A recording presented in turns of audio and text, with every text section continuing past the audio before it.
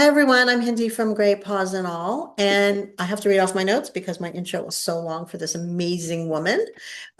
Today's episode is a really meaningful one for me. I'm joined by someone I've had the pleasure of talking with before, Dorothy Wills-Raftery, and our connection comes from something that many pet parents unfortunately have experienced, and that's having a dog that lives with seizures. Dorothy is a creator of the Five Sibes blog and the founder of the Live Gibstrong campaign, which was inspired by her beloved Siberian Husky Gibson. What began as her personal journey navigating canine epilepsy grew into a mission to raise awareness and help other families facing the same challenges. Live Gibstrong is an awareness campaign dedicated to helping people better understand canine epilepsy and support dogs living with the condition. Dorothy has also created a free online resource library, a carefully curated hub of trusted information for dog parents, caregivers, and even veterinarians who are looking for guidance and support when dealing with seizures in dogs. With Purple Day coming up on March 26th, we're going to talk about the reality of living with an Epi-Dog, the importance of awareness, and how the Live Gibstrong campaign and its resource library are helping families feel less alone. Dorothy, it's so nice to have you back. Welcome. Hi, Andy. Thank you. Thank you for it's a pleasure to be back. I love your show. I love your Thank material. you. So thank you for Thank having me. you. I'm really excited because my heart dog Red had seizures. We're going to talk about seizure epilepsy, what the difference is. But so let's just start by, for listeners who don't know your story, can you Mhm. share who he was and how he inspired Liv Gibstrong? I sure can. I keep them with me. Oh, His picture is in the locket, oh, but Gibson. sweet. Yeah. Gibson was one of my five Siberian Huskies, known as the Five Sibes. And he and I shared this incredible bond. I always say he was my heart dog. We have talked about heart dog in the past. And he was this gorgeous, big, fluffy, woolly Siberian Husky. And he had one blue eye and one party eye, which means it has a partial of a different color. His was brown. And it always made him look like he was winking. And he was just this old soul. He knew things and we just really connected. And he was this big boy. He weighed in between 98 and 120 pounds, depending on medication and things like that. But he was such a gentle giant. And he began having seizures in early 2009, shortly after his third birthday. And then he was ultimately diagnosed with idiopathic epilepsy. In the beginning, Can you explain what that means? I don't know if everybody knows what idiopathic means, which is what Red had as well. right, idiopathic epilepsy just means that after they've conducted a series of tests and blood work, there's no known Right. reason for the epilepsy. So that's idiopathic. And in the beginning, it was a frightening experience, and as we all who have gone through it know, Yes. and at that time, Hindi, there was not a lot of information around either. Ultimately, it was mine and Gibson's journey together that really inspired me to start documenting his story first for myself. But soon after, I started seeing other families were going through the same thing, had the same confusion, and the internet was not like it is today.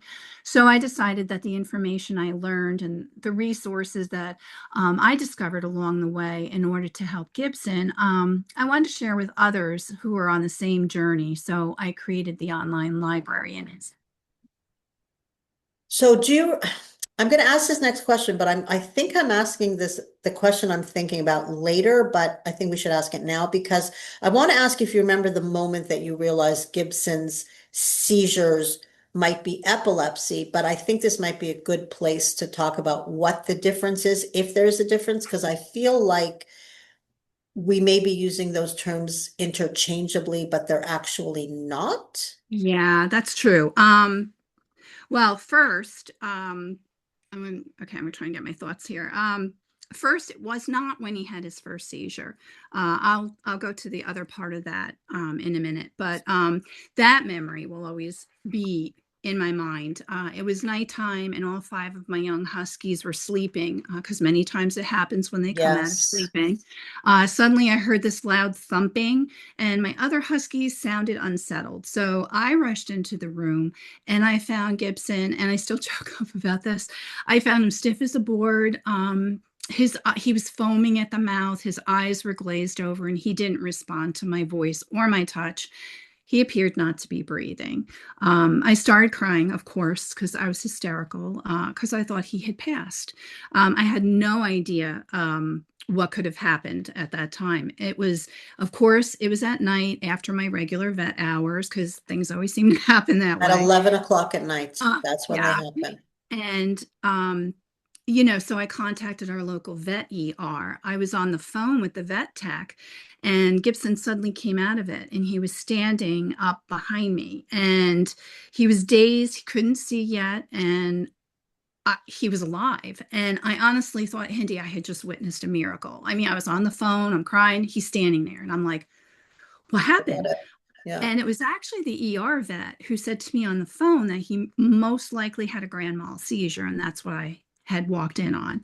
I was actually relieved because, I thought I had just lost him. So I was still shaken up. So I go and I ask her, do you have an ambulance? Can you send an ambulance over for him? Because I'm by myself at this point, and it's night. And of course, they don't have an ambulance. So I did get a hold of my husband, and we were able to get him over to the vet ER. So I had to follow all the initial tests that they had run there came back negative, which is a good thing. So then I set up a follow-up appointment with my own vet, and those tests also came back negative. And my vet had suggested holding off on medication because sometimes a seizure could come from a bunch of different things, and Mm, we'll talk about that. So sometimes they will take the let's see if it's a one and done kind of yeah. thing. And Yeah. and if Gibson had more seizures, then we will take it from there. Unfortunately, he did have more seizures, and he was diagnosed with idiopathic epilepsy, as I mentioned, and he was placed on anti-seizure medications. So I actually have some things here that I want to give a quote from one of my sources here. Let's see here. All right. So there's a difference in the terms, okay, of epilepsy and seizures. Um, First, to understand what a seizure is, I want to give a quote from the experts at the Companion Animal Epilepsy Research Lab, which is housed at North Carolina State University's College of Veterinary Medicine. And they say a seizure is a transient disturbance in brain function due to abnormal electrical discharge from brain cells. So that is what it is. Yeah. And I want to add that dogs can have seizures for many reasons. Some may be brought in because they came in something toxic that they either ate or maybe they inhaled. They can also get one due to health issues, example, a brain tumor, hypoglycemia, thyroid issues. Seizures can also be a result from injury, medication side effects, food ingredients, among many possible triggers, which I will talk about in a little bit. The term epilepsy is when a dog has chronic or recurring seizures. Many refer to it as a storm within the brain. After test, the vet will determine if the seizures are epilepsy or from something else. Oh, interesting. A common moniker for dogs who have epilepsy, you will see is Epi-Dog, EPI dog. That's kind of a little moniker that's Did been you given. coin that term? I thought you coined that term. I don't think I coined it. I believe I picked up on it in a support group back in the day, and they Okay. were referring to them as Eppies. So I just continued with that and called them, Epi dogs. I guess we'll talk about a misconception too. The biggest misconception, in my opinion, and again, this stems back years ago, uh, is when a dog presented with epilepsy, a lot of times the recommendation was euthanization. And that's not true today, thankfully. But when this happened to Gibson, which is 17 years ago now, yeah, I had already heard that, but I would never have considered that. And thankfully, my vet, that was never something that was that he would have said either. Instead, he began treating the symptoms that Gibson was having, after we had the testing and all that. And, once he was diagnosed, he's so fantastic. And I'm still friends with him today. I have to give him props. It's Dr. Arnold Rugg. And I could always bring him all kinds of new ideas that are holistic. He was so easy to talk to, and he was extremely knowledgeable, which is what I truly valued. But he was always willing to listen to me and any kind of new ideas that I brought in. So I really, really appreciated that. Um, Again, just to elaborate a little bit more on epilepsy, as a sidebar, Gibson stayed on his anti-seizure medications, which he was on phenobarbital and Yeah. potassium bromide. Plus, he had thyroid medication and a lot of times it's not uncommon for a dog who has seizures to either have a thyroid issue. Sometimes that could trigger a seizure, and sometimes Epi-Dogs can have thyroid issues. So that's always something that should be checked out also. So Gibson was on thyroid medication.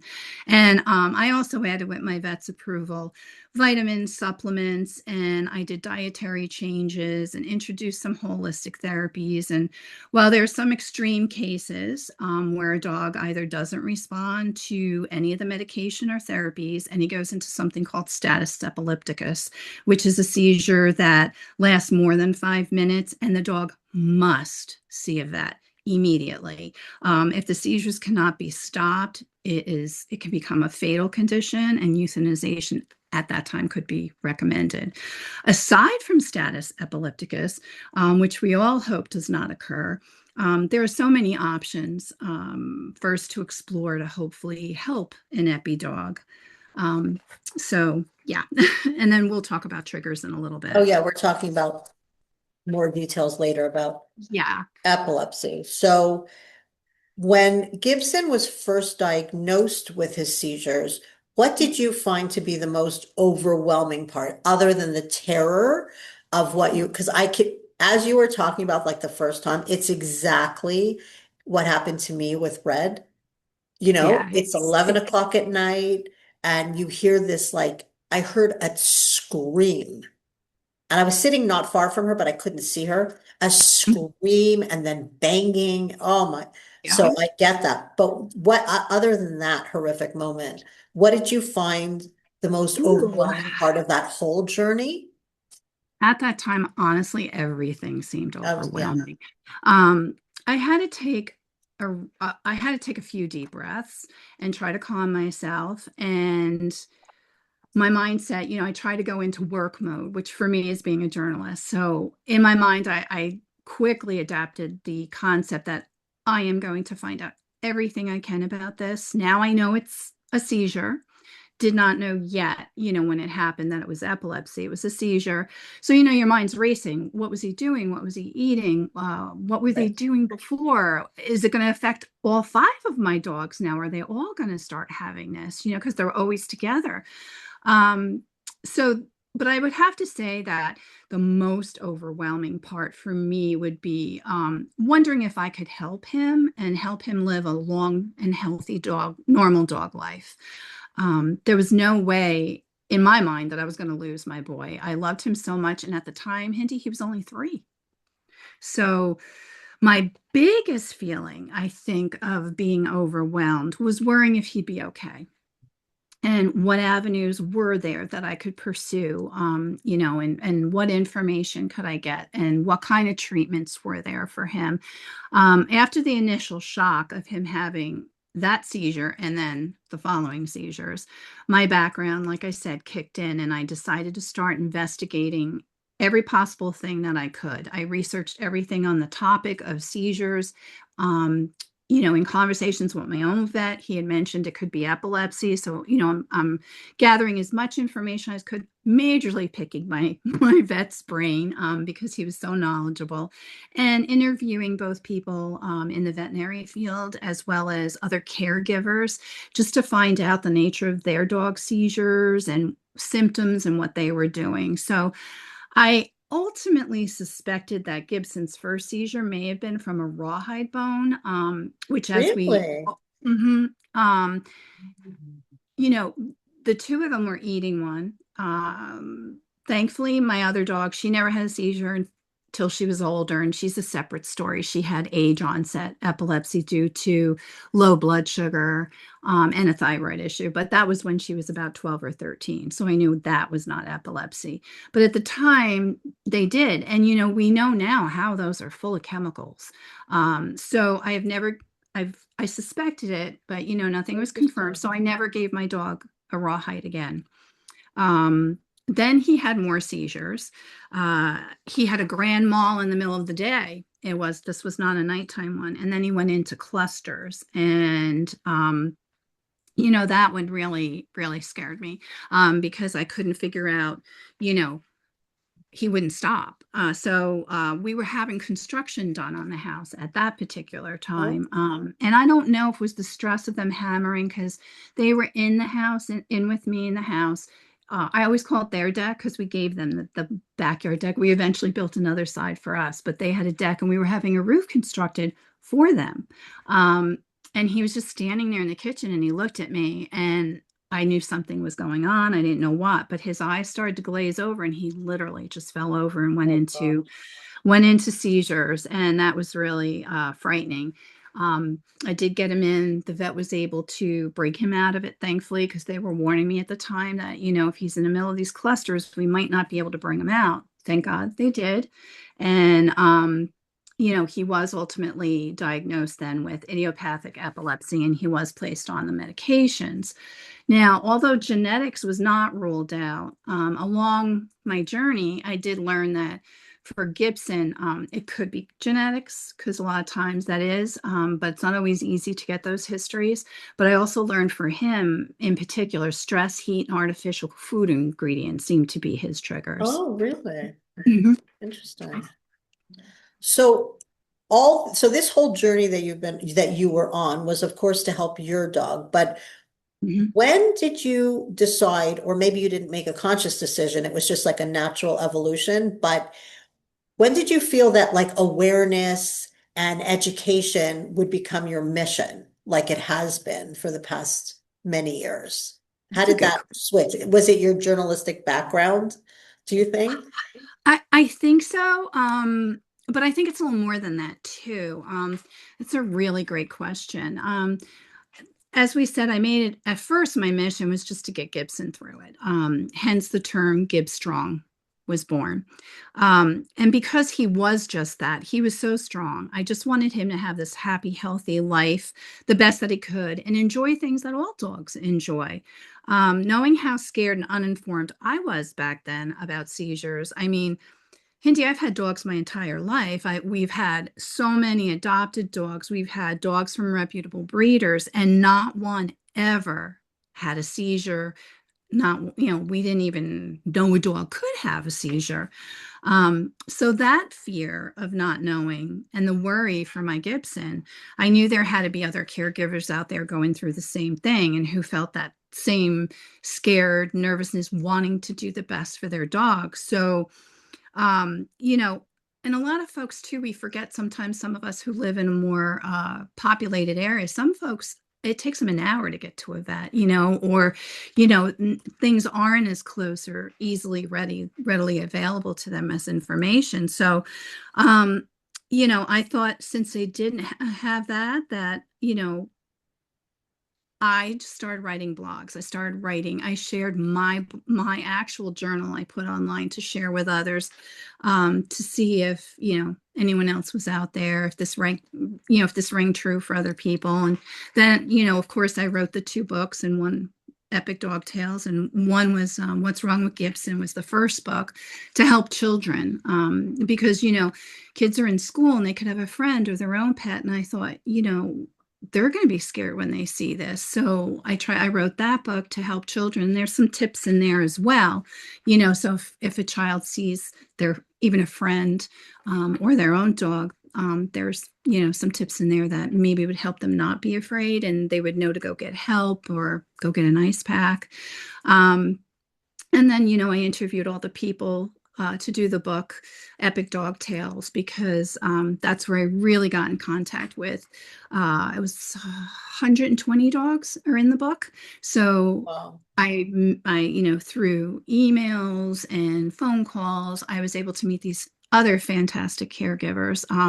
So that was a really important, I think, aspect to it all too. It's that connection and supporting each other, and then getting their stories out. Because even though there's a lot of commonality in the seizures and in triggers, everybody has a little bit different of a story. A lot can have the same beginning, like we did, the paddling of the legs, the foaming, and we'll talk a little bit more about the different specific types and stages in a minute, but everybody's story was just slightly different. And then people were like, oh, that's what my dog did. So it was a great way to connect and start bringing people together and to talk about canine epilepsy. And I wanted to add that a dog that has a seizure, especially in those first scary ones, as we said, it is so important for them to reach out and talk to people who are informed, and who can share what they're going through. And you want someplace or someone to turn to for this information and resources. And as you and I spoke before we started, you want to make sure that you're getting accurate information. Over the years, and through that book, I have met so many different people, and spoke with many different veterinary neurologists, veterinarian input. I connected with canine epilepsy groups and nonprofit organizations, read up everything I possibly could, studies, trials, possible treatments. As we said, spoke to other Epi-Dog caregivers, and I am so grateful for that information that I learned. So I created the Live Give Strong online canine epilepsy resource library, which contains not only my own personal journal entries, as we were talking about, but it features links to a lot of this vetted information. There are podcasts on there. There are videos. Your video will be going on there. There are articles on canine epilepsy. There's also a little bit of information because, believe it or not, epilepsy can also affect other animals such as bunnies, horses, and cats. So I have a little brief information on each one of those, all in the hopes of, helping others. And then when Gibson earned his wings, I'm sorry, I got myself sidetracked. He had beat the seizure monster because he lived the last 7 years of his life seizure free. Really? And that's huge, yes. And so I like to continue the library on in his name, and in the awareness of how Epi-Dogs like Gibson can and do enjoy life as any other dog. And yes, they need extra care. And yes, they may be on medicine for the rest of their life, but it's there are things out there that we can do to help them along the way. I want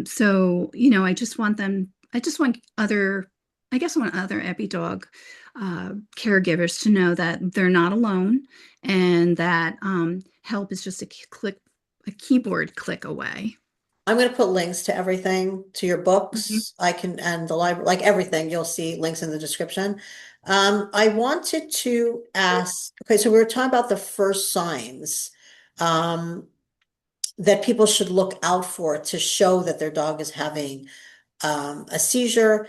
But I know, like the first signs, it's kind of, there were no warning signs. I think after, like for me, there was just that blood curdling scream, and then she was shaking, and I picked her because I think what's good for your dog may never have a seizure, but I think it's good to be prepared to understand, which we're going to talk about in a second.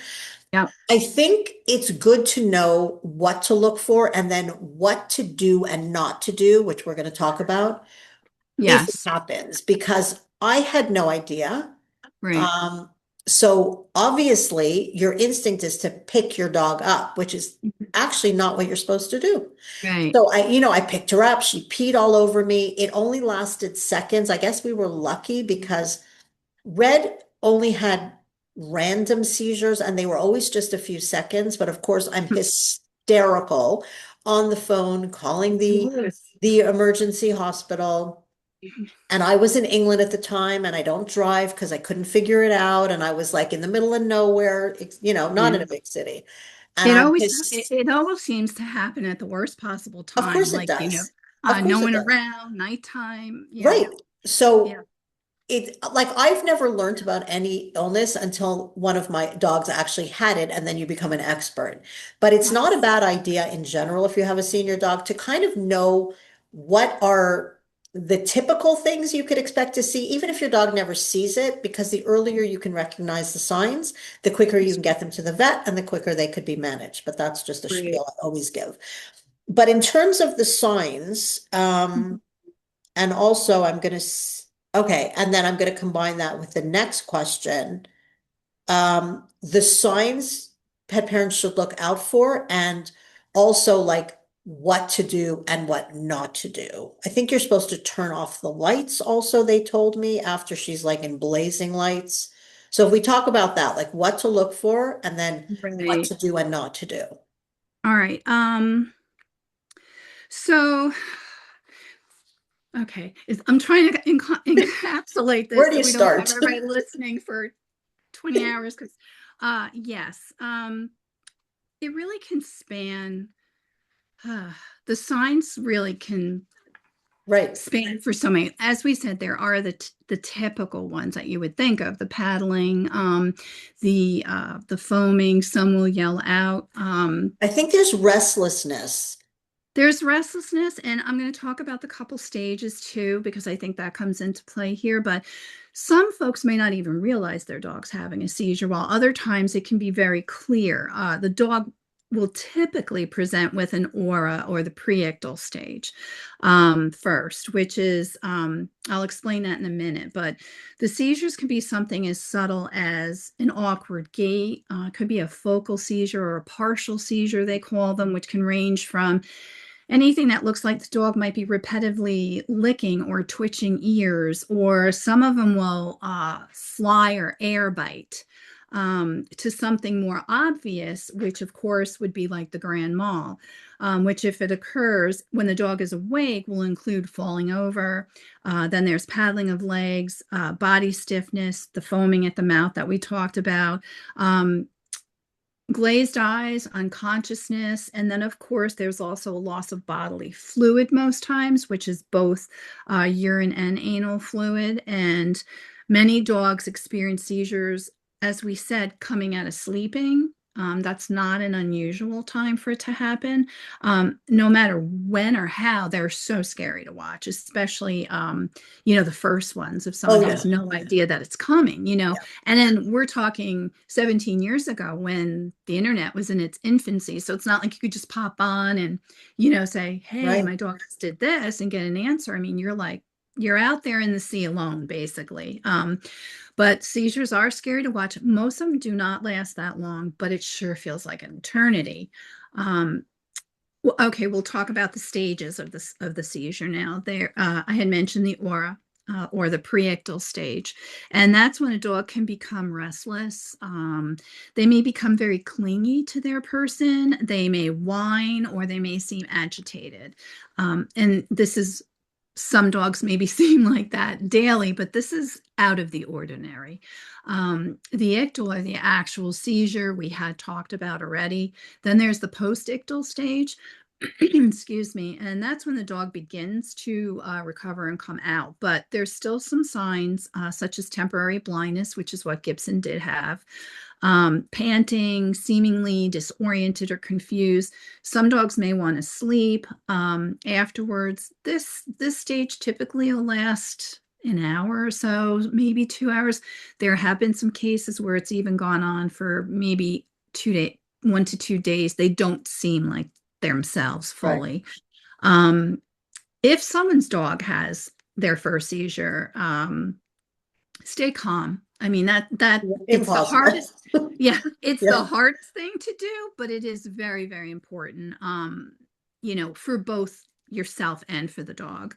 Um, if there are other dogs around, it's really important to remove them to another room because sometimes the other dogs may not understand what's going on and they could possibly attack the dog that's Right. having a seizure. Right. Um, My other four, I didn't know this at the time, but thankfully my other four, they were like my alarm to tell me that something was up. And, I did keep them in another room just because I needed to give him some space and I didn't know what was happening, but they were very good. They were worried about, Big Gib.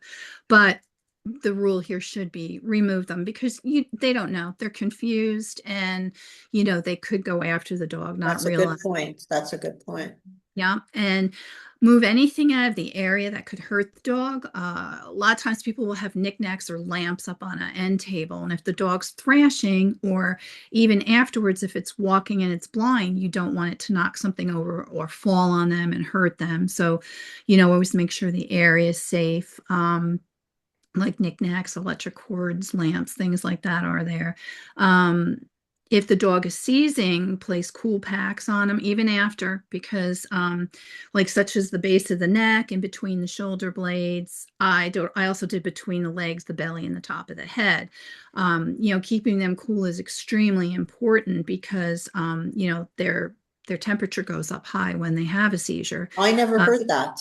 mhm. They didn't tell me that at the animal hospital. I didn't have to take her, but when I called, that was not Yeah, something that's an important point. it is important, and I won't get into it today, but I have a whole other side story about how during one of his seizures, while Gibson was not at my vet, he was at an after hours emergency vet. And in a nutshell, they did not treat his symptoms. They did not cool him down. His temperature was up to 106.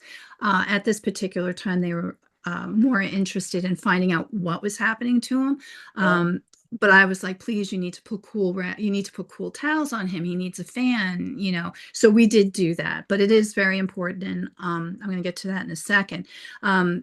When Gibson first had a seizure, I didn't have these snap cool packs or ice packs prepared in the freezer. So I grabbed a loaf of Italian bread and a bag of peas. And that's actually in my children's book because, I just grabbed anything I could to try to cool him down.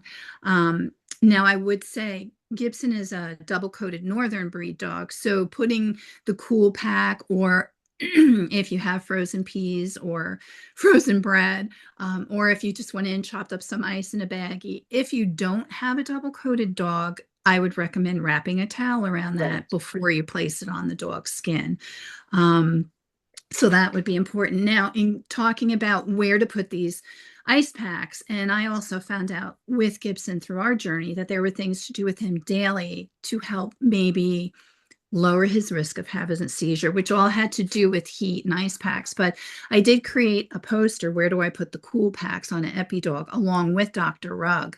And that is in the Live Give Strong library. So Okay. anyone can go to it, click on it, they can pull that poster up. And I'll even give you a link if they want to go directly to that. But there is Yeah, a definitely. beautiful poster in there that an artist, Cameo Anderson, she actually did the version of Gibson, and then we added all the important points around that. So that would be something to check out. But yes, keeping a dog cool is extremely Well, I had important. no idea. I'm And glad you're then mentioning that. when the dog starts a seizure, note the time, videotape it. Today you can videotape them to show the vet afterwards. Then when the dog comes to, note the ending time and continue keeping him or her cool. As we said, move the dogs to another room. Sometimes it can become aggressive to the seizing dog. Um, Post seizure, after it happens, the dog will seem dazed, and many times, like Gibson, will experience a temporary blindness. So be sure to have stairs blocked off and make sure that area is clear of any dangers, because they will be may have temporary blindness and confusion. I stayed with him. I highly recommend that. Stay in the room with them. Pet them, talk soothingly to them, reassure them that you're there, because they can hear you at this point. They just can't see. Their blood sugar levels will drop as a result of a seizure. So it's important to give them a little something to help raise that. They usually say natural vanilla ice cream. If a dog is lactose intolerant, as some are, could do a little corn syrup, a little honey, followed by a light protein, which would be anything from like maybe a little boiled chicken or boiled meat. cheese, yogurt, if they can eat that, followed by a little bit of dog food. And then, that'll help stabilize those sugar levels, and also let them drink some water, little sips at a time. I always say, think easy, easy, little bit. And then as soon as it's over, call your vet. I know that when it happened to Red, she was not on any medication because she didn't have many seizures. And like I said, they were like literally seconds.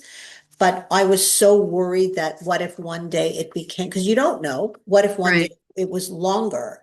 So my vet had actually given me diazepam, I think it Hmm. was, like a Right. That's rectal, whatever. You just kind a of shove it up rectal there. emergency Yeah, and it'll medication. stop a seizure. So I wonder if that's something to Yeah. mention to the vet, just like what could you have it on hand in case it does last a long time, and and at what point would you do that? Like if it's Right. lasting more than X number of minutes, then you could give it to them. Right. That's an excellent point. And it is also something, and we'll talk a little bit about having an epi first aid kit on hand. And that would be an excellent thing to have on With hand the corn just in syrup, case. Hmm. Yeah. like in, yeah. Yeah. You asked what not to do. And again, I'll reiterate this. And, that when this was first told to me too, I'm like, how do I not panic? But you do learn to push the panic down Yeah. because, it's like being a parent. As soon as something happens, you got to push that scaredness away and you go into, the mode to help. What can I do to help? And then usually afterwards, I'm a mess. Um, so what not to do is don't panic, because it's not going to help you or the dog. So, try to just take a deep breath and don't put your hand near the dog's mouth. They're not going to swallow their tongue, but they could, while they're seizing, it's involuntary movements. They're not aware of what's going on when they're seizing, and you could get bit. So definitely don't put your hands in their mouth. And don't pick And them up. Or I don't you know, know. That's what my I was my dogs told. were my dogs were large, so I would not have been You able couldn't. Mine was with 10 Gibson. pounds. Yeah, I mean, actually, with Gibson, he was a 98-pound husky, and he was a big woolly boy. But throughout the medicine journey, and it's all in my blog and on the stories. But he did gain some weight as a side effect. I did eventually get the weight back off, but try lifting a dog that's like Yeah. 100 to 120 pounds. So one of the things, even though it's an epi first aid kit, you can't fit it in one. I do have things on the side to have. And what I had was a ramp that you would put in a car, so the Right. dog could walk up the ramp, and I kept that as a stretcher on the side. I kept that. Okay. Oh, and thank God I never had to use it after, he had the clusters and his Right. grandma. But then I didn't. But I always kept that right there because I thought, how am I going to get this boy out? Like the other suggestion that would be to kind of lay him in a blanket. You need two people and then one on either end to kind of make a makeshift stretcher. So that also, but you have to think about these things if you do have a large dog. If you have a smaller dog, actually it would be easier to get them to the vet naturally. But that's just some more Right. things to think about. Because actually, in our case, because it was just a few seconds, when I called the animal hospital, they're like, there's no need to bring her in, but go to the vet in the morning. But I picked her up out of instinct to like, what's wrong, to take care of her. But I do believe, and I mentioned it just a little bit earlier in the conversation, I believe they said to turn off the lights. But of course, this was after the seizure, it was too late. But I don't know if that's Right. true. Well, actually, we probably should talk a little bit about seizures, because lights can affect them. It can also bring them on, but not necessarily, okay, not necessarily like a room light. If someone's listening, you think, oh, a room light, but The like strobing lights, spotlights. TV, like, yeah. Yeah. So there are many triggers, as we know, and I always say start to eliminate some of them once you discover what they are. And I have them again. This is all in the library. I have an article in there Yeah. on possible triggers, because with every with every story, there's sidebars to things too. Like, some people use essential oils. Well, there are some essential oils that can trigger a seizure. So that is outlined in an article in the library. But I would say a quick recap of seizures. It could include illness and injury, vaccine side effect, inhaled, ingested, or applied toxins, and that can include some flea and tick preventatives. It can include yard sprays, pesticides, herbicides, automotive fluids, polluted waters, candles, perfumes, air fresheners. As we said, certain essential oils. Also, possible triggers can include stress, overheating, flashing lights, strobing lights, which is a lot of times why they say if you have a TV on, turn it off. And some do find turning a room light out. I think I had a lamp on because it was evening, Right. so it was dimly lit. But a lot of times, how they have a lot of, especially now with videos, there's a lot of like strobing and flashing lights, and those can be a trigger. And also, some dogs are very sensitive to atmospheric changes, storms, and lunar and solar eclipses, and solar flares, and even fireworks can become a trigger. Some dogs are sensitive to food and treat ingredients, such as gluten, rosemary, preservatives, and dyes. And I did try to remove all rosemary from anything that I Gibson hadn't ate. heard of that. I Mhm. hadn't heard Yeah. of rosemary as a trigger. Rosemary also can be, it's also like a preservative in a lot of foods. You'll notice that a lot of will have it in there. Um, it it was not a trigger for Gibson. He had treats that it's been in, but the more I read about, the more I thought, if I can eliminate some of Right. You these, don't need it, why get rid of not? it. Right. Yeah. I can make homemade cookies. I bought them from several people who made dog cookies. I've had some people design them in Gibbs' name back during the time, and they made them specifically for an Epi-Dog on their diet, and did not include things like preservatives and dyes and rosemary. Which no dog needs, to be honest. No, All the they don't. preservatives, they don't need them anyway. We don't need the salt and the sugar and all that Exactly. either. So, I did actually create a cookie that with pumpkin that the dogs absolutely love. So, but those two, the list of possibles is long. And sometimes it can be genetic also.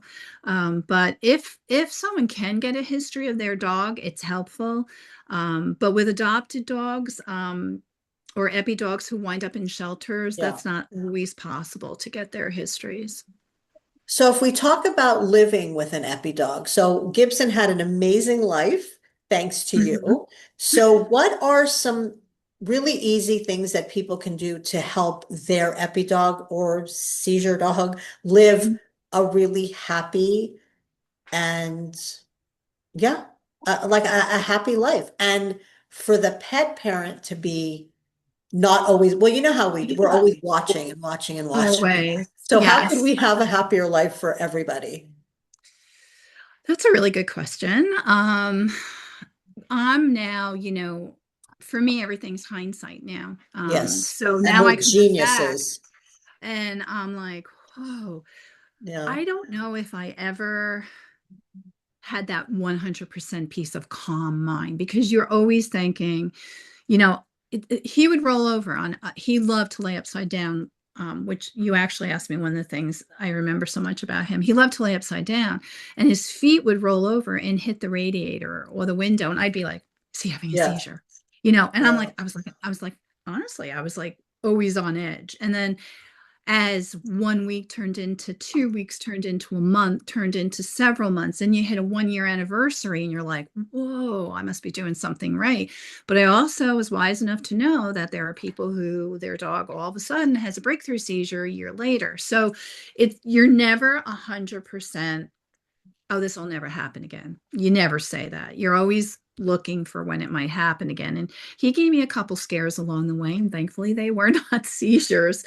But you are on I guess on edge, On high because alert, you I'd are, say. because as soon as it happens, now you want to go put your protocols in place so that it doesn't last, and that, he doesn't get worse or something like that. It's that's where trying to calm your mind down doesn't always work. But I would say trust your instincts, number one. If you feel something's not right with your dog, don't ignore it. Talk to your vet. You could be picking up on an aura or a pre-ictal sign or symptom. Always have your Epi first aid kit, as we were talking about, and those emergency meds and protocols. Have them at the ready, just in case. I always say better to be prepared. Yes. Um, Honestly, enjoy your dog. Do the things that you love to do, whether it's going for walks or hikes, or maybe a dog competes in dock diving, or your dog's a show dog, or skijoring, or bike joring, or dry mushing, agility, or just snuggling. Whatever you enjoy to do with your dog, do it. My one vet on the team said to me, let Gibson live his life. And I'm like, what? Because you're like, what do you mean? And she's like, let him live his life. He's a dog. Let him live his life. Let him be a happy dog. And that really stuck with me. And every time I started to be like, you know, I think you want to like, oh, don't run. Oh, relax, Gibson, Yes. stay. Or, the other dogs are having Zoom, and you want to keep your dog by you because you don't want him to run in case, but that made him happy. He wanted to run with the other dogs. And so I always say, let them live their life, enjoy them, make those memories together, and enjoy the time that you're having with them. It's precious. It's a precious bond. And those memories, I always say that down the road, memories become visits for our heart. And I think it's just really important that, yes, you have to be aware that your dog has this condition. But if you're prepared and you have your protocols and you're eliminating triggers, but you love to go hiking with your dog. Enjoy that time. Don't be so sidetracked by the word epilepsy or seizure. There are humans, there are dogs, there are other animals. They live a life that they deserve and that they like. So in between, um, like I said, hindsight's 2020. I had no idea Gibson was going to go the last 7 years of his life without a seizure, and he did. And looking back, I'm like, wow, that's huge. So when you're in it, try to really be in the moment with your dog and enjoy them. Now, I want to ask you about that, how he was able to get over the seizures. But before that, um, you're so right because you get so hysterical, you want to like put them in a bubble, and then they're miserable and they're developing behavior problems because they're sitting in the house Yes. because you're afraid of letting them live. And I remember many years ago, I had rescued a puppy mill dog who was in horrific shape, and I took her to the vet. And I remember she said to me, stop treating her like a victim. Mm-hmm. And Yeah. other than the fact that she eventually killed her from being incompetent, we won't go there. I wrote about that. That was the one smart thing she did say. And I thought, wow, that's really true. Because I'm like, oh my God, for 8 years she was tortured, and it's like stop treating her like a victim. And I thought Yeah. that was so. If I can ask you quickly, how did he live for 7 years without a seizure? Was it like an accumulation of the medicine? Can they outgrow it? Do you know? Epilepsy, there is no cure for. It's all about managing it. And that's key because I honestly don't know. I would like to say that I always call him my miracle boy. Um, I did try to remove as many possible triggers as possible. Right. Um, I did track down his genetics, and that was a bit of a that was time consuming. But I did find some other dogs in his bloodline, including his own mother, who had seizures. And what I was told, the woman said, oh yeah, she had seizures. I'm like, and you continued breeding her? And Right. she's like, well, we were told that she came in contact with poison ivy, and that was the trigger, or that's why her dog had a seizure. And she said, we didn't think anything of it. And I'm like, it was a one-time thing. She goes, oh, well, it grew around the doghouse. And I'm like, okay. So Right. thankfully, they are no longer have anything to do with dogs. But through investigating, I came across a few other people, and coincidentally, a distant cousin who lived in Montana had one of the dogs that were in the same line as Gibson. It was about 2 years older, I believe. And he said, because when we connected, we noticed the dog looked a lot like our bandit, and we just got talking and we found out they were from the same bloodline. And his dog had had some seizures. Wow. I was at a nursing facility visiting my mother when she was not doing well, and a lady walked by with a therapy husky, and I stopped her and I go, "Wow, that looks just like our bandit." And I said to her, I can't believe how much of course, I whip out my proud husky mom pictures, and she's like, "Oh my gosh, it does look." And then we got talking, and that dog was from the same bloodline, but 2 years younger. And guess what? Had a Seizure. seizure. So I cannot rule out that Gibson's was genetic. Wow. But again, it's not always easy to find that dog history. Um, but it's just it's important to have a good relationship with your vet. Dr. Rugg was amazing. And Dr. Alden was also on his team, and she was amazing. But Dr. Rugg was so knowledgeable, and I learned so much from him. And I actually had done an interview with him on my podcast. That's up on YouTube now. So if anyone wants to hear Gibson's vet speak on this, they certainly can. They can go to the Five Sibes YouTube channel. But, I think it was just a combination. He was wonderful to talk to. He was open to new things. I didn't want Gibson just on medication. I worried about the side effects. So we put him on a milk thistle supplement to help cleanse the liver. He was on, you're supposed to have them done every 6 months. After your official loading of the medications, it's recommended you go in 3 months later so they can get a good Right. feel of where it is. And then after that, you can go to twice a year. Gibson's, I did 5 months. I didn't even wait for 6 months to make it a perfect split in a year. I did it every 5 months. His blood tests were always good. So we were always monitoring that. I reduced as many possible triggers, whether they would affect him or not. I didn't want to take the chance. I mentioned heat.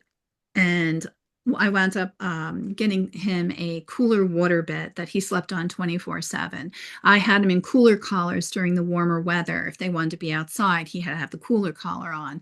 I also got an oscillating fan that spun water. So on their side of the deck, it would mist out and it would cool at 10 degrees when they wanted to be outside. I had kiddie pools for them, and then they had to come back in and go in the air condition. So I always monitored him, but he had a lot of fun. And I think that was key. So I think it's kind of a culmination of everything, or you just don't know.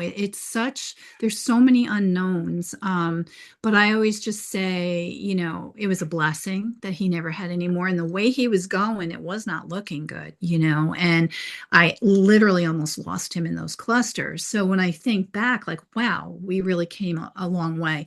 I would say just remove as many possible triggers as you can. Have a really good relationship with your vet. If you don't feel your vet, and not every vet has this major neurological background. So it's very important that your vet knows about seizures and things like that, that you can have this conversation with them, or maybe they'll recommend a veterinary neurologist. But you really, really have to have that good relationship with your vet so that you can bring them questions and they will answer. And Dr. Rugg was on speed dial for me, and I only once had to use that. And I never abuse it and don't abuse it. I mean, if your vet does give you, only use it in case of a distinct emergency. But I think just with Gibson, it was a blessing. And B, I think I just tried to give him as many tools in his life that he could still be a happy dog. But the waterbed was kind of funny. I mean, it was a great waterbed. He loved it, always kept him cool because he was also a woolly Siberian Husky. So a woolly has an extra thick, long coat than a traditional Siberian Mhm. Husky. So, I was aware of that as well. But the waterbed was really great. We popped a few. We had a few floods, but But these are but such easy things to do. So you're sure. never going to know if it works or not, but you might as well do them. Right, exactly. So And you, There Okay, are some success stories out there. Gibson's not the only one. But I think a lot of times we hear, you hear the bad, of sad much course, more than you hear the good and the of positive. course. But there is no cure. But they are working on, there's a lot of clinical trials, and I'll talk about that in a minute if we still can, because there's a lot of things happening behind the scenes, especially with the companion animal epilepsy research lab out of North Carolina State University. They're doing amazing, amazing things in clinical trials. And in my library, I have some results from ones that they have put out. Okay. And during the trials, I will share, but people should just go to the website too, and I'll get to that in a minute with you and find out Well, what's available. okay, you can talk about that because you've already answered my next couple of questions. Oh, did I? Yes, which is fantastic. We already talked about hang on. Um, we've talked about all this already. Okay, Well, so if you wanted to mention well, yeah, a part of the yeah, conversation. okay. So we're Well, good. I'm gonna, So if you want to talk I'll, about the clinical trials, because I think that would be encouraging for people to hear. And also, is there information about how they can sign up for them in the yeah, library? Yeah, yeah, there is. I'm going through my notes because I don't want to miss of anything. course, of course. We're all Um, going through our notes here. yeah, right. Well, because it's an So important conversation. it is. So to talk about the resources that are out there, Oh, sorry. um, I'm going to ask you the next question because you're about to answer it.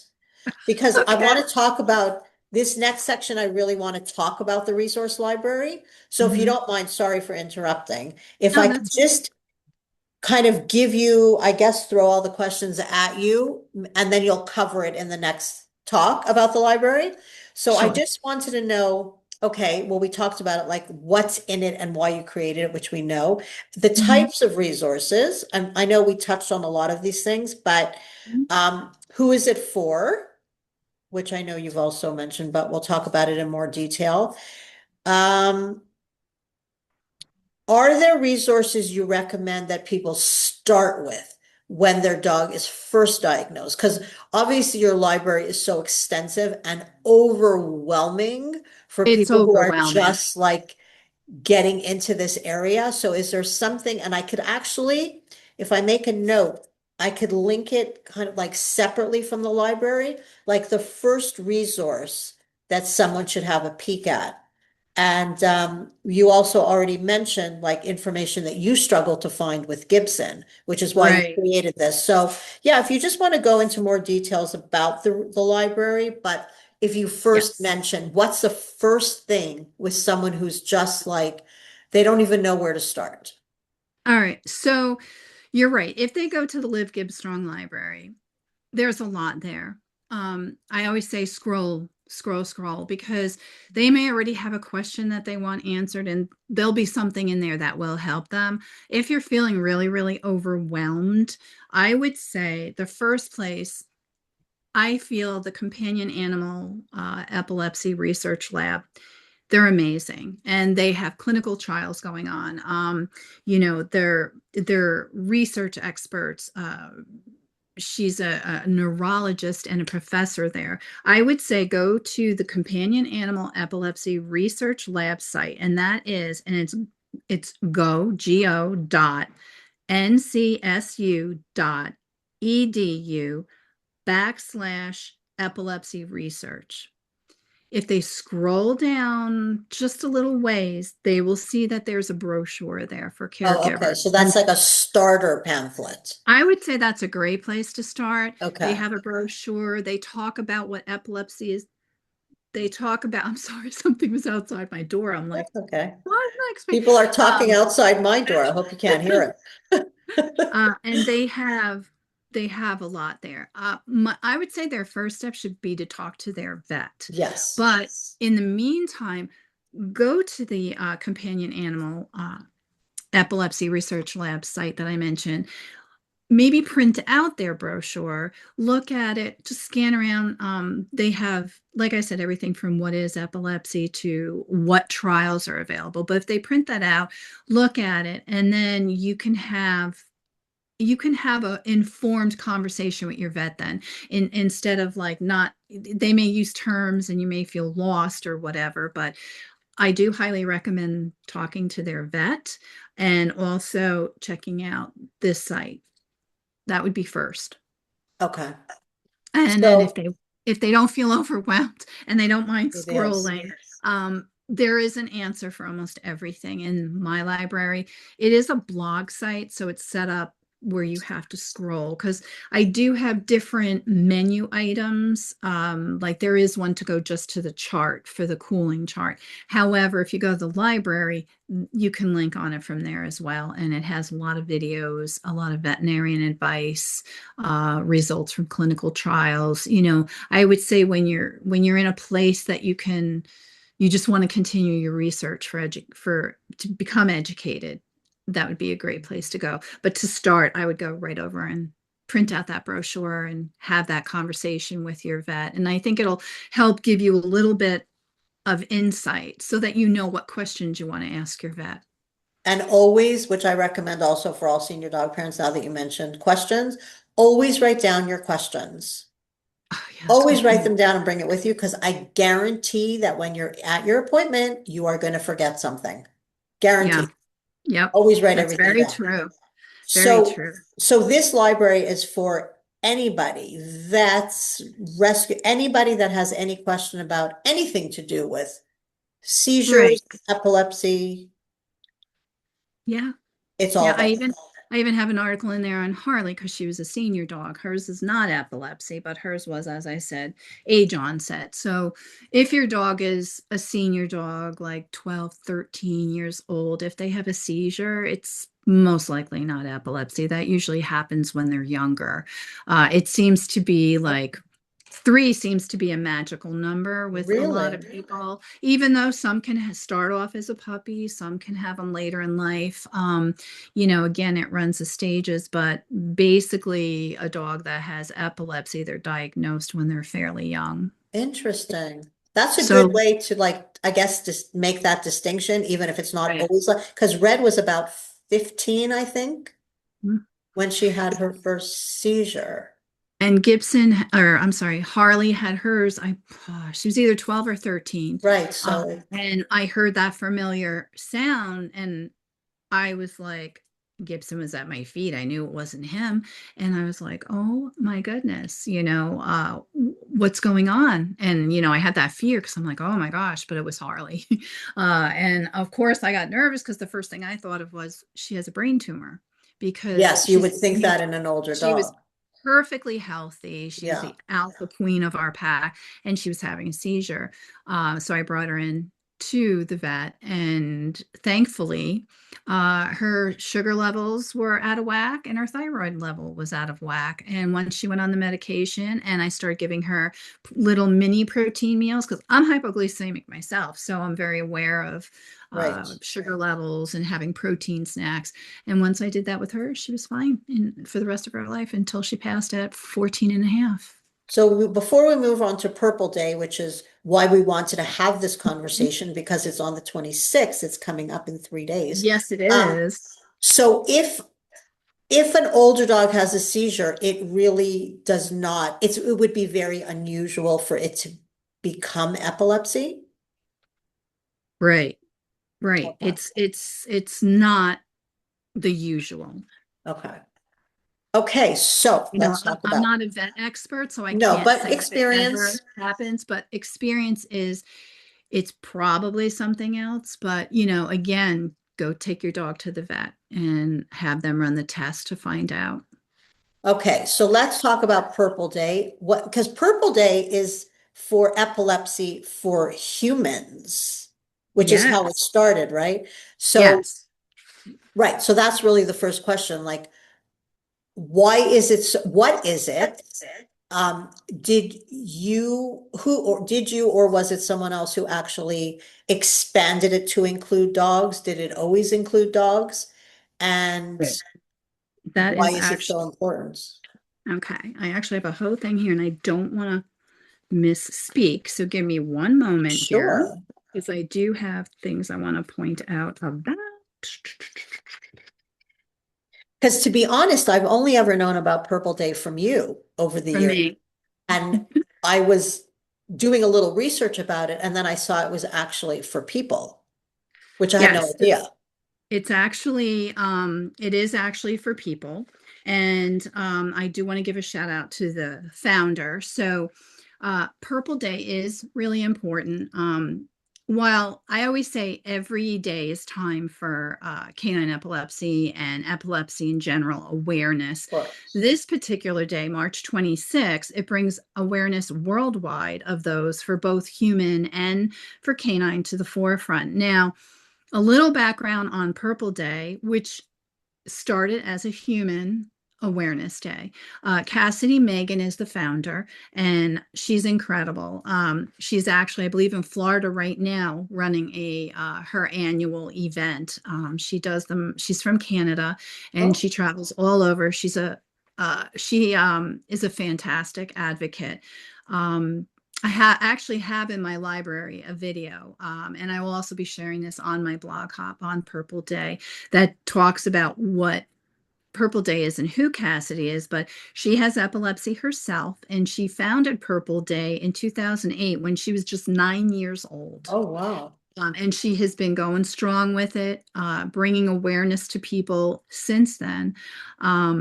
She her goal was to bring it so that others who live with epilepsy don't face the ridicule, and also to dispel myths about people who have seizures, and to let those living with seizures know that they're not alone. She's done so much over the years.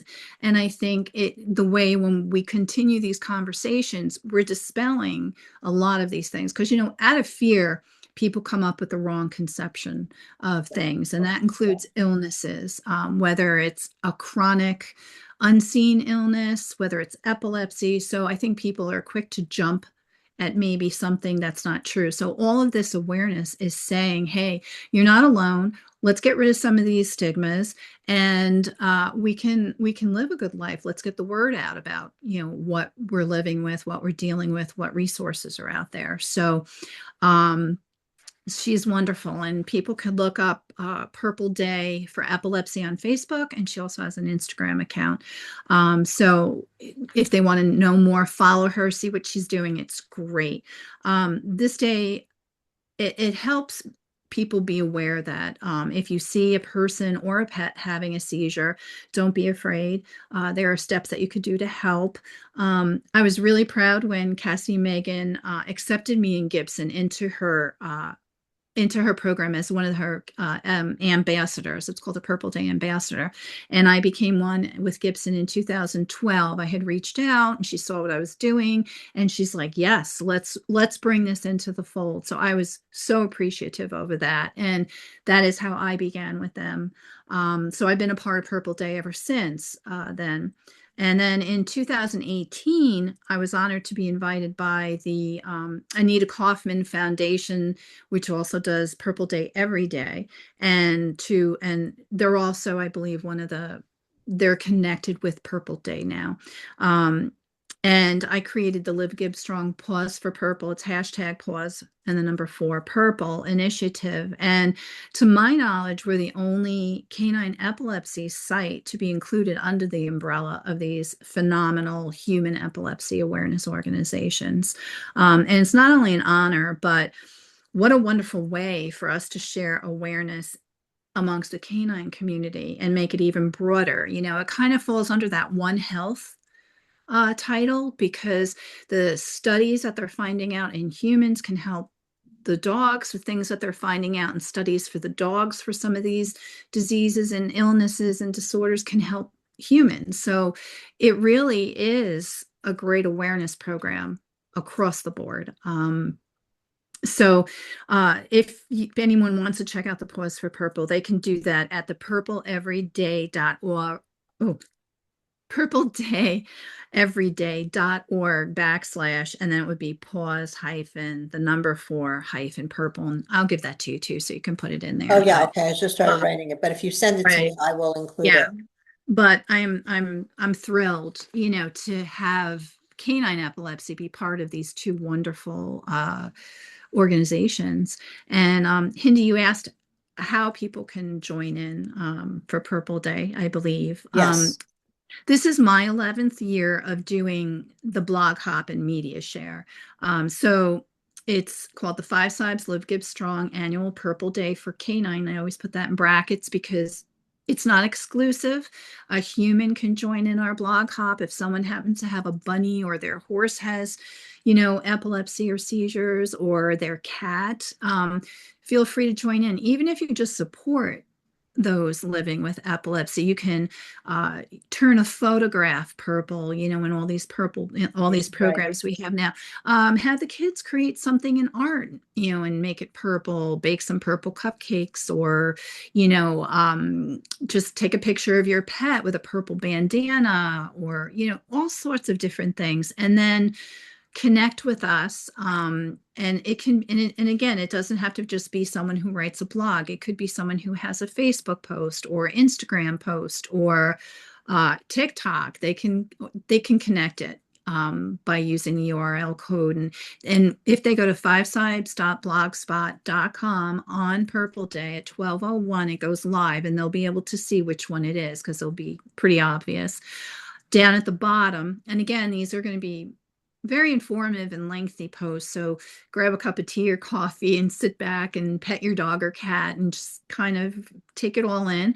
But if you scroll down to the bottom, that's where we call them the hoppers. They're hopping along with us. And there'll be other little thumbnails of other folks that are joining in and sharing their story or their support. And they may have photographs or a story or anything like that. And we'll be all linking together. And then I keep that, even it'll be alive for about a week. It'll be live for about a week. Okay, Um, and great. then after that, the link will stay, so people can always go back and refer to it if they want to see the information or if they want to see what the other folks have to say. But yes, that's definitely what's happening on Purple Day this year. Fantastic.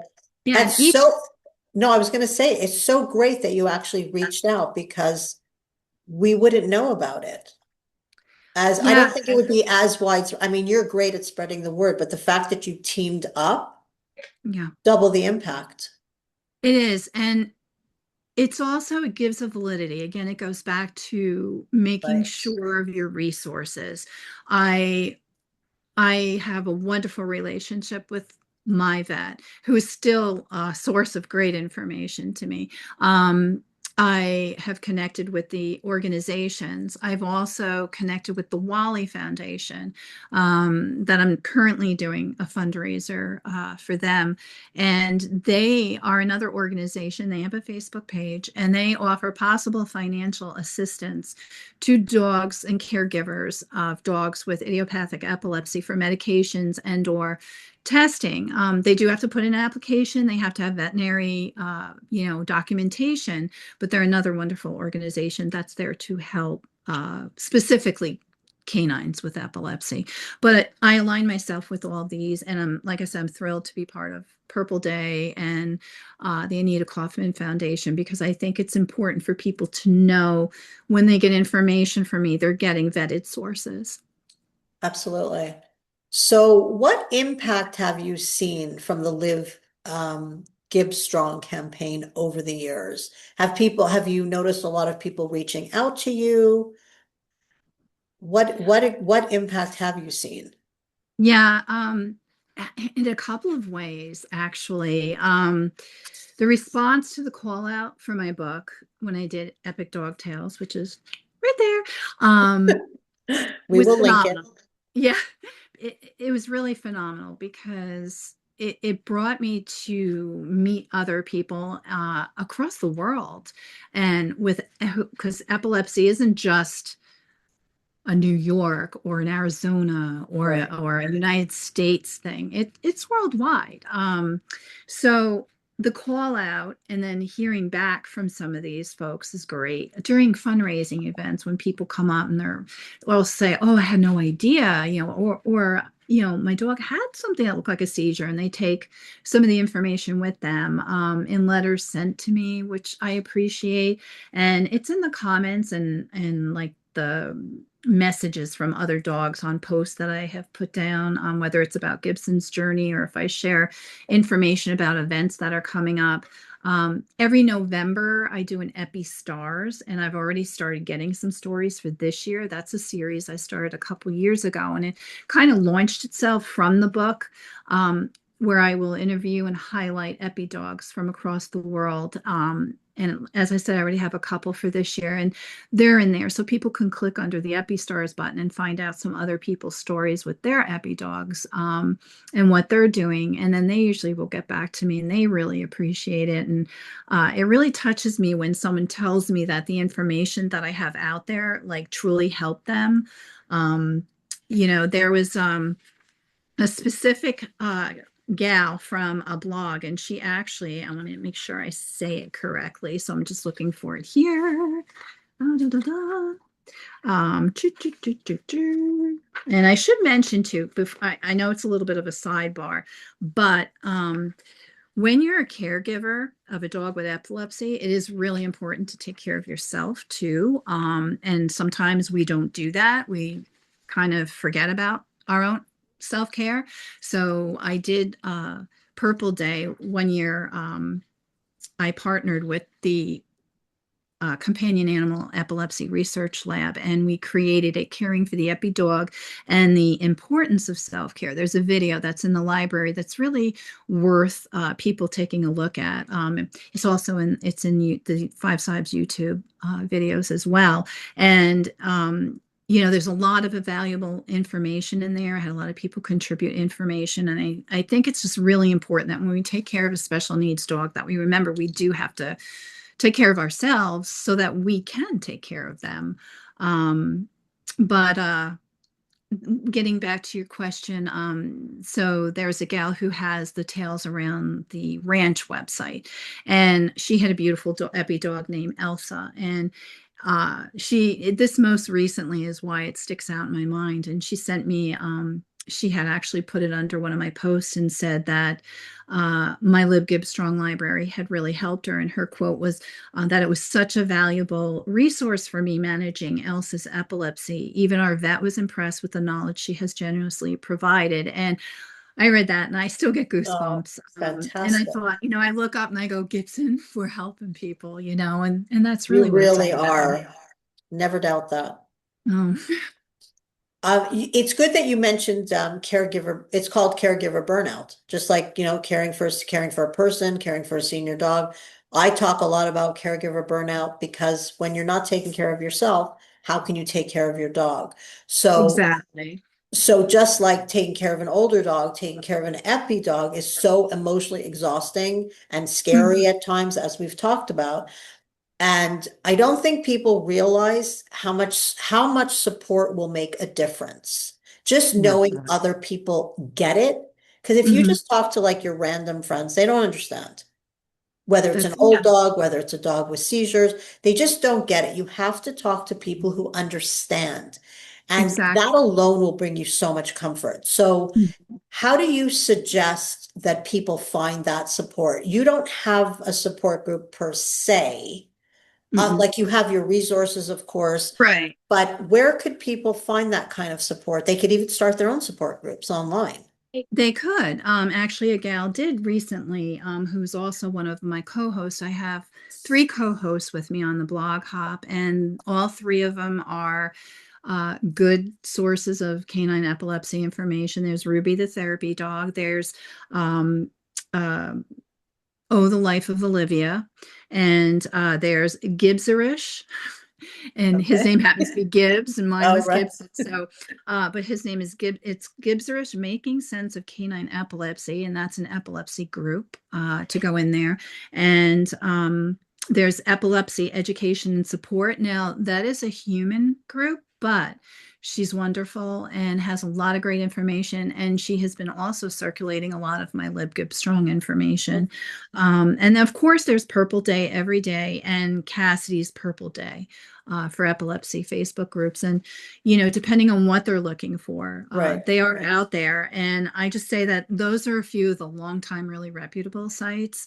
And, they really are asking they're helping other people without asking for anything in return. Connecting with other epi caregivers is really, really, as you said, important.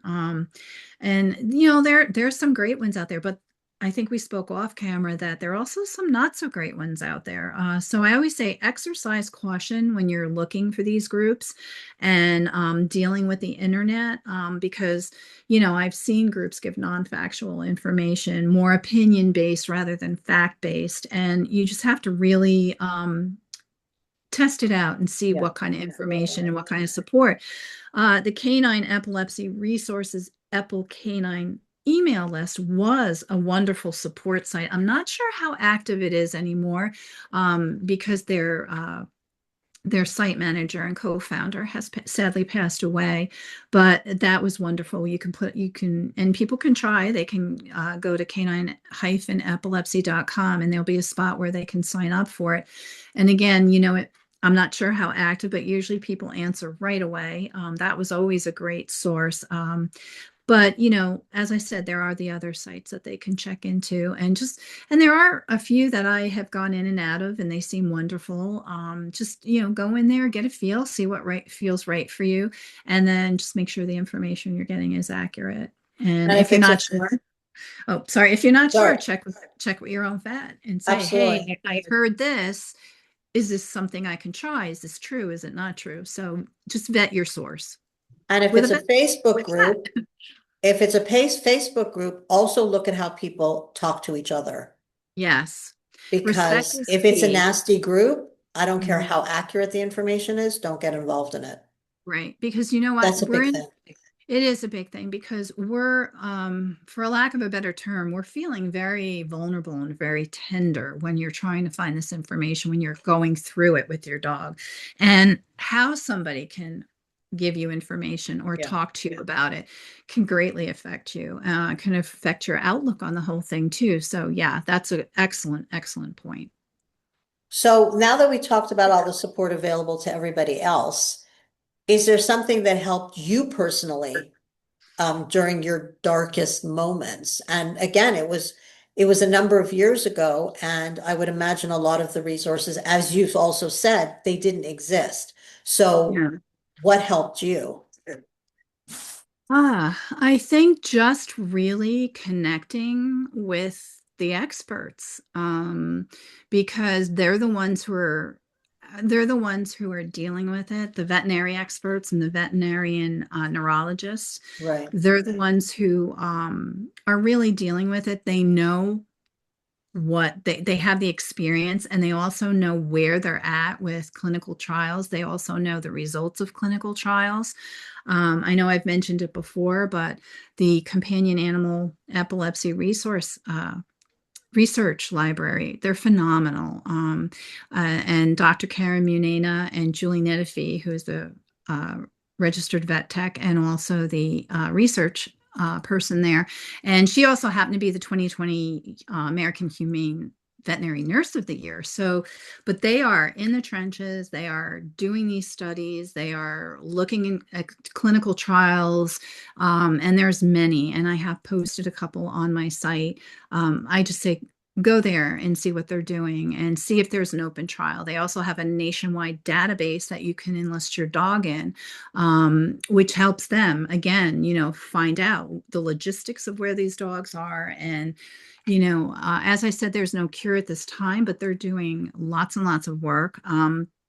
There's also, the AKC is also doing work. The Royal Veterinary College in London, they actually have created, we were talking about a journal earlier on, whether a person does it videotaping their dog or you do it old school like I did in a notebook. But the Royal Veterinary College has an app, and people can download it, and you can keep your dog's journal on that, right on your phone. And that's also in my library. If they scroll to the very end, they'll see a picture of Gibson with an iPad, and that will give them the link over for information on the app. But there's a lot going on behind the scenes of people really trying to do studies and look into this. And it's always a hope that one day there's a cure. As we said, there is no cure for it right now, but managing is key. I'm sure, Hindi, you've heard some people too, they either are afraid to start the medications, or they don't want to put their dog on the medications because of side effects, or they want to hurry up and take their dog off the medication.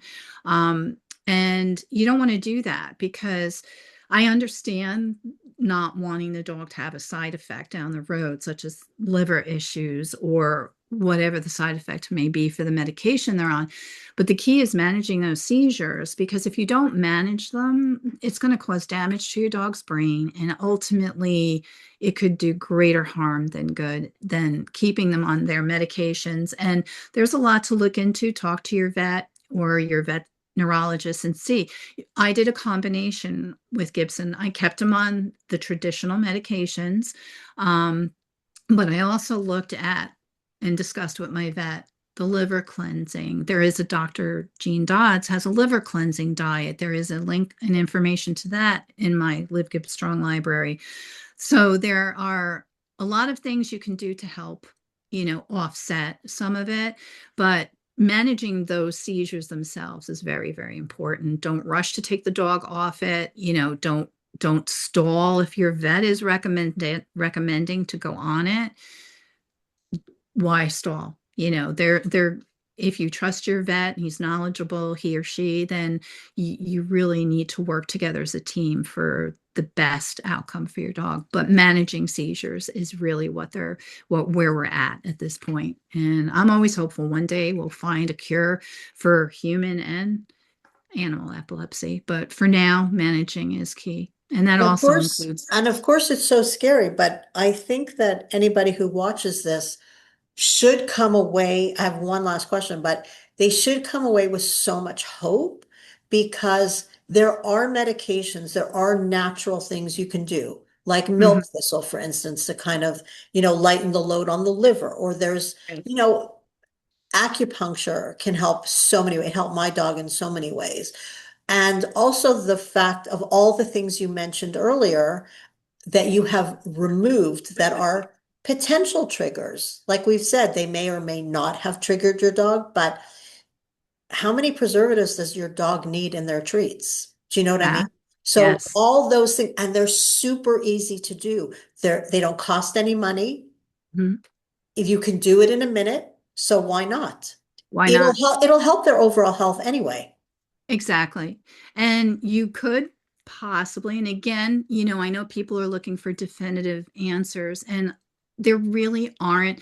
There are definitive care techniques, and there Right. are definitive trials, and there are definitive, well, I can't say definitive triggers, but there are a list of triggers that Of if known it triggers. of known triggers, right? Because so much about this is unknown.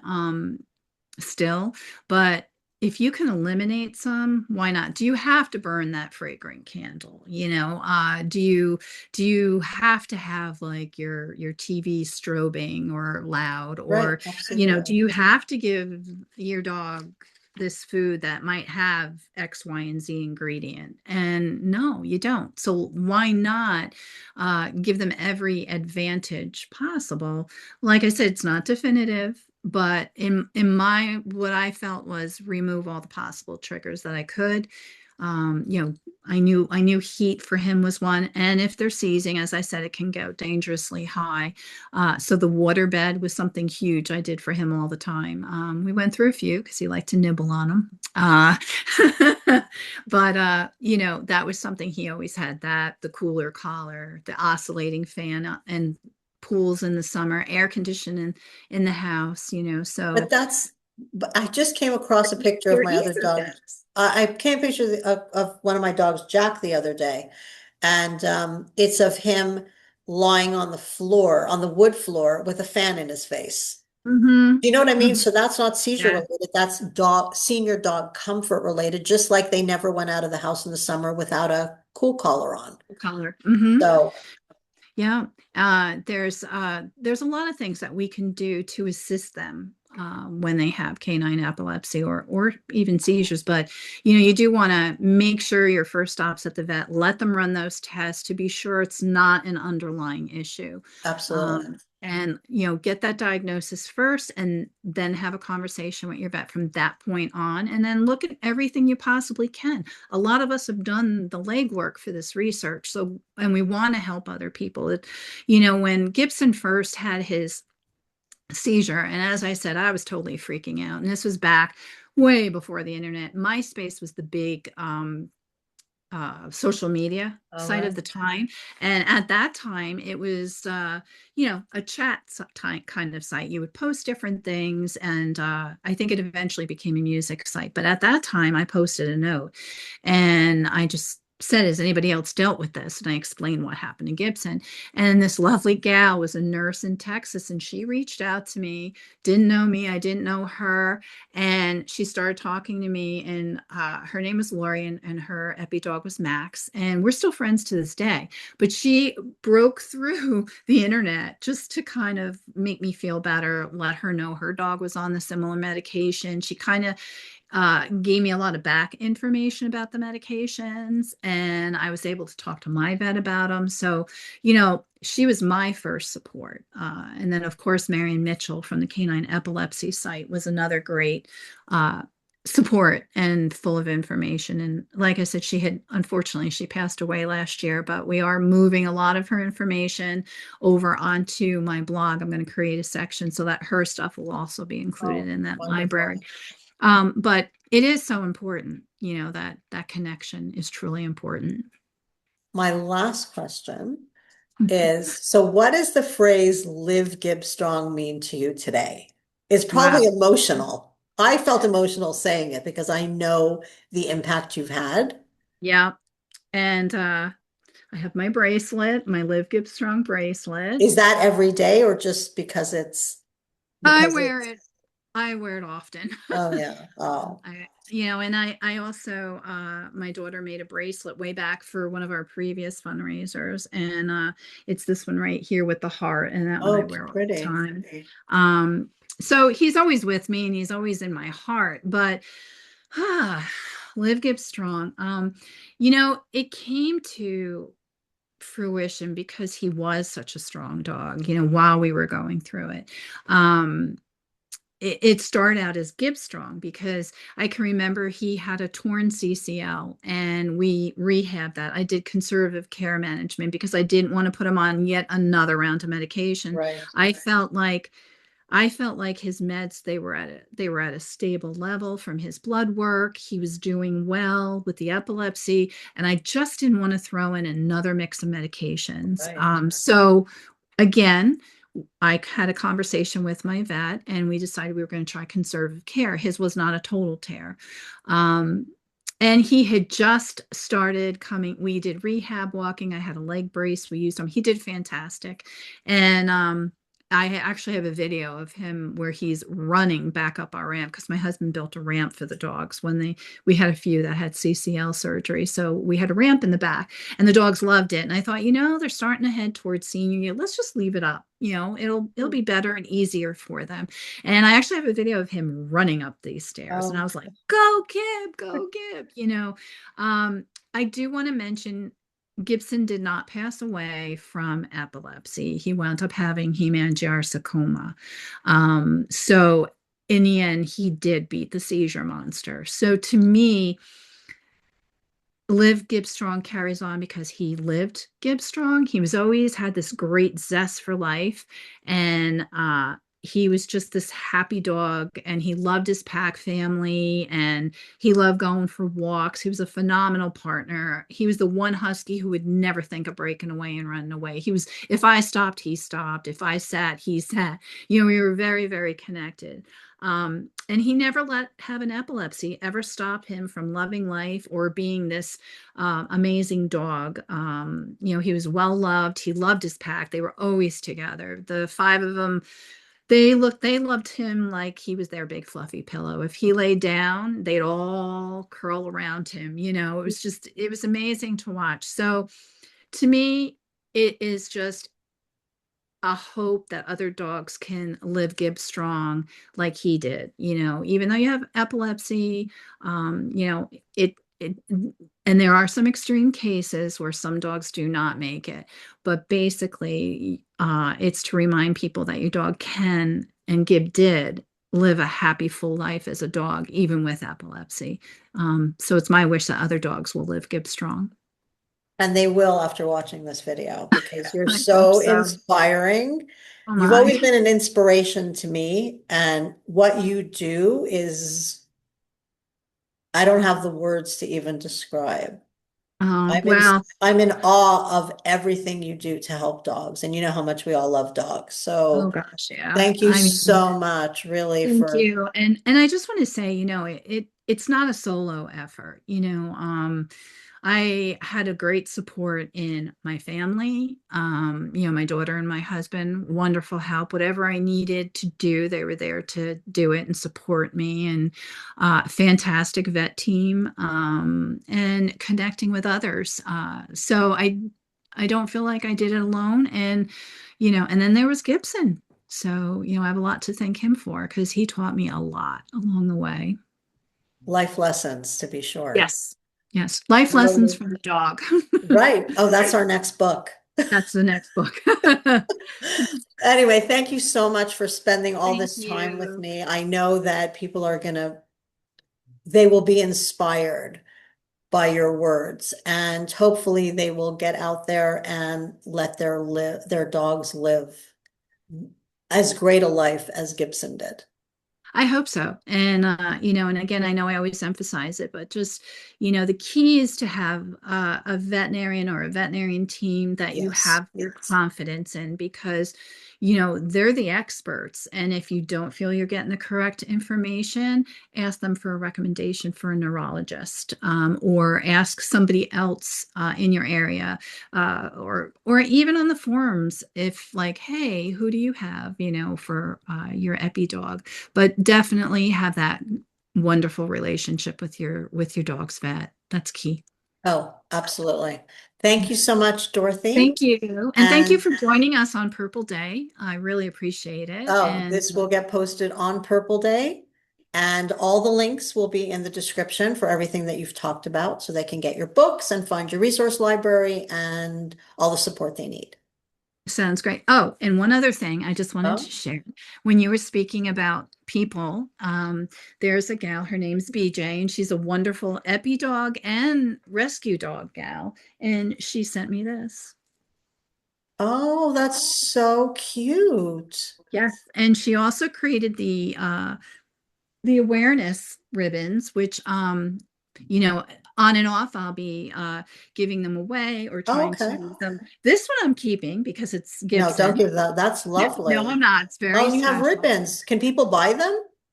I will be putting them up so that her goal is to help me raise funds to donate for canine epilepsy, whether, Okay. it's for research or to the Wally Foundation for medications. And right now I am doing a fundraiser. I don't want to time this. Hopefully people will understand that it's for this particular, each year I'd like to do something. This year, Husky Coffee Coffee. Company is doing a Gibson's coffee, and they will be donating $5 from every bag of Gibson's coffee to the Wally Foundation, or $15 for every subscription to Gibson Coffee.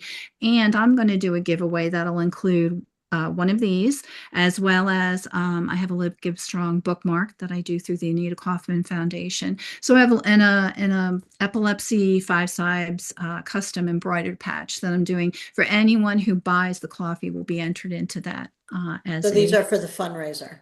This is for the fundraiser, Okay. yes. There's a And there'll separate, be more. I'll be posting more with things that BJ okay. has done. But for If there's a now, separate link, let me know and for the fundraiser, absolutely, I can put it, description box is absolutely. going to be full of links, but Yes. And yeah, I can put for the fundraiser too.